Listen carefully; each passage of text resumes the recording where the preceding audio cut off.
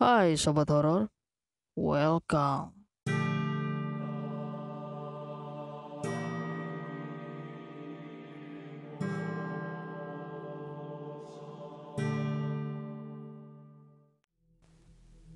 Pada malam hari, pikiran kita bisa melantur kemana-mana. Mungkin karena kelelahan atau karena banyak pikiran. Sehingga nggak jarang orang bilang malah mereka sering melihat hantu. Itu karena halusinasi yang mengecoh kita. Sehingga merasakan ada sesuatu yang sedang mengamati kita. Tapi cerita hantu yang aku alami ini adalah kejadian sesungguhnya, bukan hanya sekedar ilusi. Cerita ini murni pengalaman pribadiku dulu saat tinggal di asrama.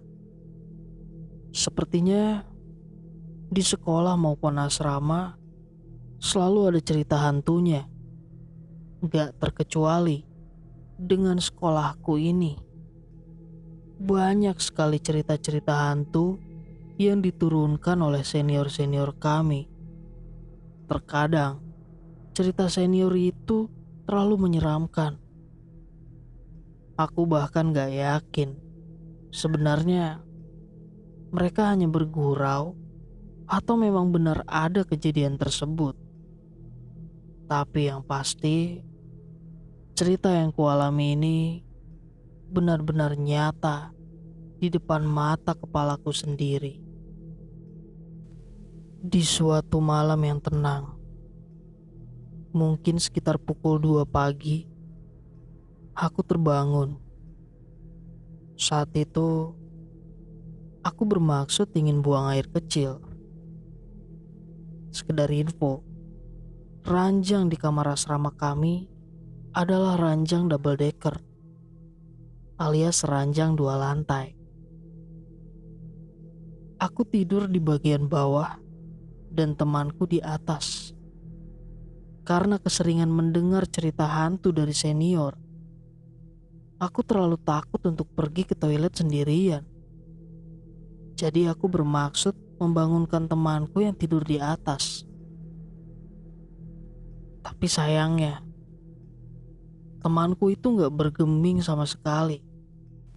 Terpaksa, aku memberanikan diri menuju toilet sendirian. Saat itu, aku masih kelas 1. Toilet asrama kelas 1 berada di blok yang berbeda, tapi jaraknya masih cukup berdekatan. Untungnya, saat itu jalan koridor terang dan kamar mandi juga terang. Jadi, aku lebih merasa tenang. Kamar mandi asrama menurutku tergolong luas. Di dalamnya ada beberapa tempat shower, juga jumlah toiletnya banyak. Dan ada tempat cuci baju dan bak mandi. Sebetulnya gak mengherankan mengingat seluruh anak kelas 1 yang tinggal di asrama mandi di sini semuanya. Posisi toilet dekat dengan pintu utama kamar mandi. Jadi, aku langsung masuk ke pintu toilet yang paling dekat pintu utama. Ketika sedang buang air kecil, tiba-tiba aja aku mendengar suara orang sedang menyikat sesuatu. Aneh aja, siapa yang menyikat baju di tengah malam begini? Apa mungkin penjaga asrama? Aku gak begitu menghiraukan.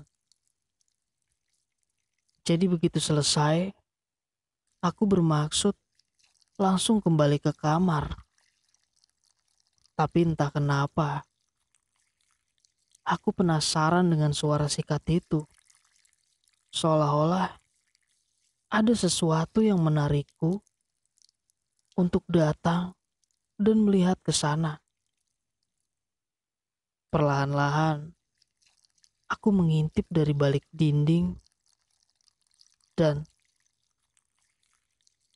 ada sesosok orang yang sedang membasuh kepalanya dengan menggunakan sikat dan ember milikku.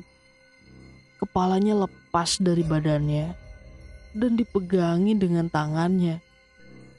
Jadi kepalanya itu dipegang dengan tangan kirinya, sedangkan tangan kanannya itu menyikat dan membasuhnya. Dan yang lebih mengerikan lagi, wajah kepala itu sedang menghadap ke arahku, melihatku. Ya Allah, hampir pingsan rasanya. Aku berlari seperti orang kesetanan dan terus-menerus membaca ayat Al-Quran yang aku ingat saat itu. Aku merasa seperti dikejar, tapi aku sama sekali gak berani menoleh ke belakang. Begitu sampai di kamar, aku langsung mengunci pintu dan naik ke atas ranjang. Aku merasa seperti ada yang mengelilingiku. Entah apa perasaanku saja, atau memang ada sesuatu di sekelilingku. Beberapa lama kemudian, akhirnya aku pun tertidur lagi. Dan alhamdulillah, keesokan harinya semuanya kembali normal. Tapi satu hal yang pasti, pada hari itu juga aku buang sikat dan ember milikku itu. Soalnya aku khawatir makhluk itu akan datang lagi menemuiku. Ya, kurang lebih seperti itulah yang aku alami saat aku masih tinggal di asrama.